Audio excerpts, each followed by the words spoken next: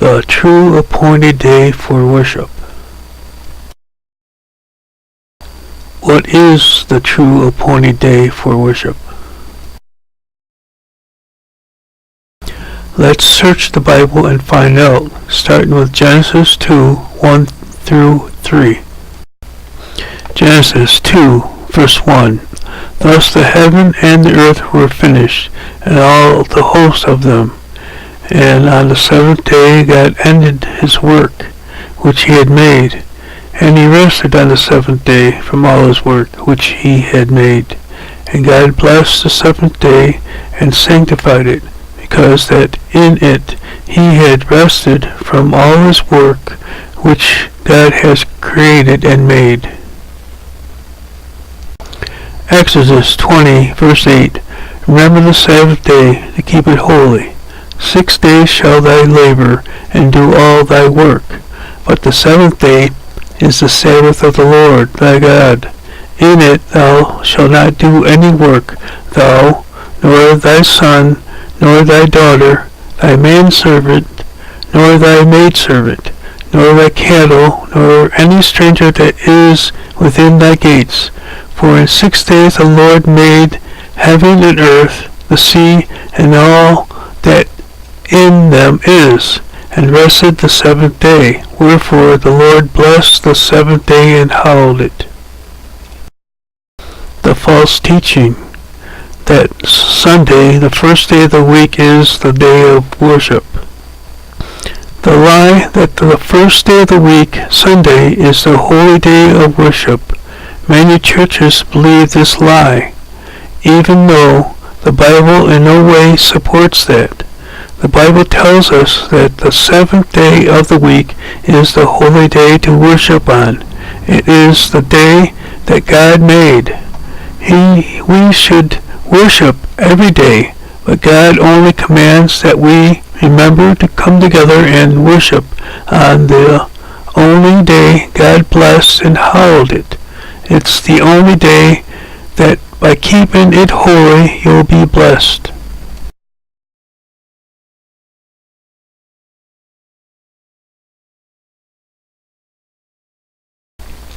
The false teachers teach a lie that disciples had a worship service on the day of the resurrection, but the Bible tells us that there was not.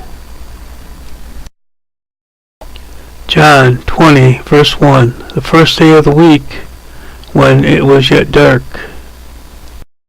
The Bible tells us that only the women went to the sepulchre. Then the women went and got the disciples, and once they looked in the sepulchre, the disciples went to their own homes. John 20:10. The disciples stayed in their homes all day and only came together for fear and to eat a meal at evening. John 20:19. No worship service on that day, nor any worship service 8 days after on Monday, because of their unbelief and hardness of heart. Mark 16:14.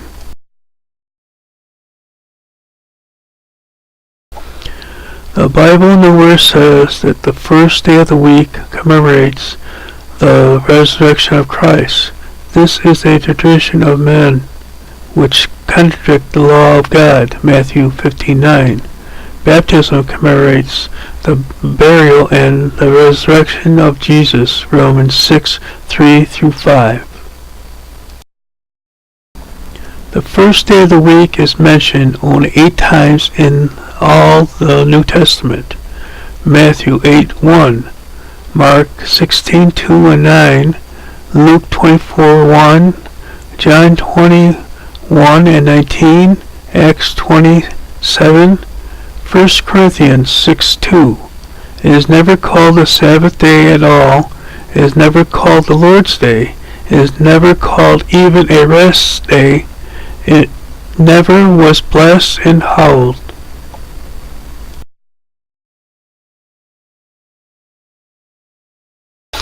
The book of Acts alone gives record of holding 85 services upon the Sabbath day. See Acts 13, 14, and 44, Acts 16:13, Acts 17:2, Acts 18:4 and 11. The Sabbath is mentioned in the New Testament 59 times, and always bearing the same title it had in Old Testament, the Sabbath day. Another false teaching, or not Jesus' doctrine, is many church doctrines falsely say that in the New Testament the Sabbath commandment is the only one of the 10 commandments that is not mentioned as binding upon Christians. We can see that it is not so. The Sabbath commandment is throughout the New Testament. The book of Hebrews was written for Jewish Christians. The book of Hebrews shows the newly converted Christians that their faith in God now extends to the Son. Hebrews 4:1-11 is telling Christians to keep the Sabbath. Verse 1, let us therefore fear, lest a promise being left us of entering into his rest, any of you should seem to come short of it. For unto us was the gospel preached, as well as unto them. But the word preached did not profit them, not being mixed with faith in them that heard it. For we which have believed do enter into rest, as he said, as I have sworn in my wrath, if they shall enter into my rest, although the works were finished from the foundation of the world. For he spoke in a certain place of the seventh day on this wise, and God did rest the seventh day from all his works. And in this place again, if they shall enter into my rest, seeing therefore it remaineth that some must enter therein, and they to whom it was first preached enter not in because of unbelief. Again, he limiteth a certain day, saying in David, today after so long a time, as it is said, today if you will hear his voice, harden not your hearts. For if Jesus had given them rest, then would he not afterward have spoken of another day. There remaineth therefore a rest to the people of God. For he that is entered into his rest, he also has ceased from his works, as God did from his. Let us labor therefore to enter into that rest, lest any man fall after the same example of unbelief. The Sabbath is for any man, not just for Jews, but for Christians also. Can we choose any day for the day of worship?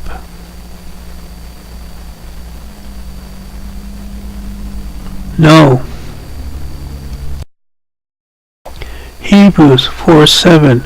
Again he limiteth a certain day, saying in David, today, after so long a time, as it is said, today if you will hear his voice, harden not your hearts. He determined a day to worship on. We cannot just choose any day, because God chose the seventh day. The Sabbath day is the only day God blessed and hallowed it. God gives us 6 days to do all our work, and only asks to keep the seventh day Sabbath for a holy convocation, a gathering for a worship service. When we fellowship with others, we are in fact also fellowshipping with God. To truly keep the Sabbath in the Spirit, we should focus on God and what He wants us to be concerned with during His holy time. Then, as God promised, we will be blessed. We are to do good on the Sabbath by doing God's work in prayer and in helping others. Matthew 10:8. God has made the Sabbath a special day for us. It is a day to come together and worship together along with Jesus and the angels. Become part of his family by keeping the Sabbath. All the commandments are important in keeping you from sin and the consequences of sin, which is eternal death. Romans 6:23. So why do some pastors deceive people with false doctrine by saying the first day of the week is the Sabbath, or that one or all the commandments have been taken away? 2 Corinthians 11:13-15.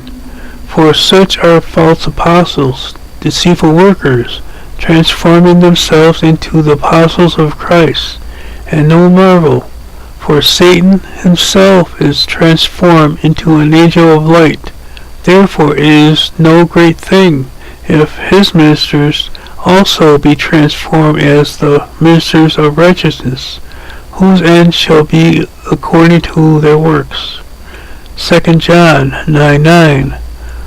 Whosoever transgresses and abideth not in the doctrine of Christ has not God. He that abideth in the doctrine of Christ, he has both the Father and the Son. Scriptures show us that all 10 commandments are still in effect. The problem is that many people confuse Moses' law with God's 10 commandment law. The next study, we will search scriptures to find the difference.